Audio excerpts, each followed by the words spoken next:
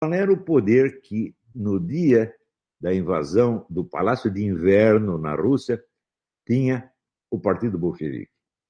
Ele dominava os sovietes. O que eram os sovietes? Eram comunidades rurais, administrações rurais, como a do MST.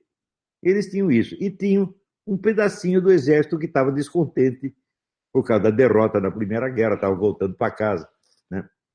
Desiludido, revoltado do governo. Era isso que o Partido Comunista tinha. O Partido Comunista não tinha um cargo público, não dominava uma delegacia de bairro, não dominava uma escritório arrecadador de imposto, nada. Quando você vai ver no Brasil, eles dominaram toda a administração federal.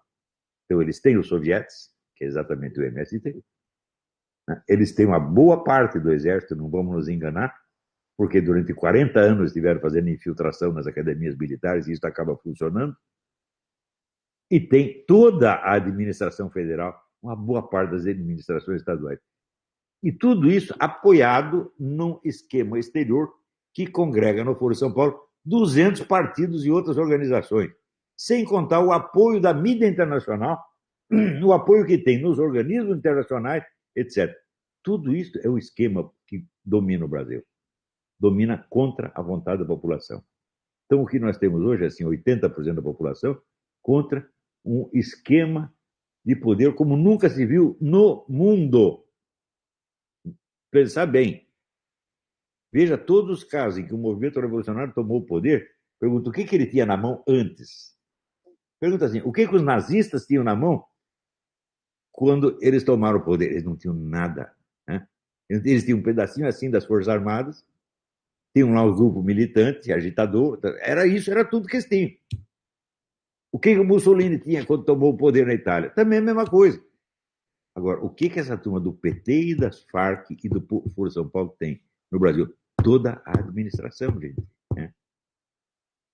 Então, isso quer dizer que a inépcia, a preguiça, né, do pessoal conservador, direitista, etc., deixou que isso chegasse longe demais. Apesar de eu estar advertindo, gritando e implorando desde o começo da década de 90. Não adiantou absolutamente nada. Então, a própria culpa que esse pessoal acumula nessa sua omissão os enfraquece mais ainda perante a situação atual. Então, e aí é a situação aqui nós chegamos hoje. Nós temos um povo todo sem meios de ação. O único meio de ação que o nosso povo tem é ir para a rua berrar, e ele está fazendo isso. Você não tem um partido que esteja a favor deles, a não ser o partidinho do Bolsonaro, que fundaram agora para isso. Você não tem um jornal diário, você não tem uma estação de televisão, você não tem uma universidade, nada. Todo o establishment em cima é partidário do Foro de São Paulo, do tucanopetismo. Então, esta é a situação na qual estamos vivendo. E isso é uma situação nitidamente revolucionária, onde nada das estruturas de poder pode ser conservado sem estrangular o povo completamente, e o povo não pode subir sem derrubar tudo isso. Esta é a situação. Em 2015 eu já disse, essas passeatas, elas são o momento culminante da Revolução Brasileira. E o que é a Revolução Brasileira? É o permanente esforço do povo para derrubar o estamento burocrático, quer dizer, a elite, mandante, e ter voz ativa na decisão do nosso destino. É novamente o que o povo está querendo.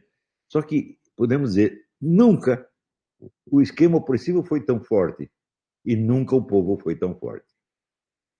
Esta é a situação. O que vai dar em seguida, não sei, mas em grande parte depende de vocês. Tá? É isso aí. Muito obrigado.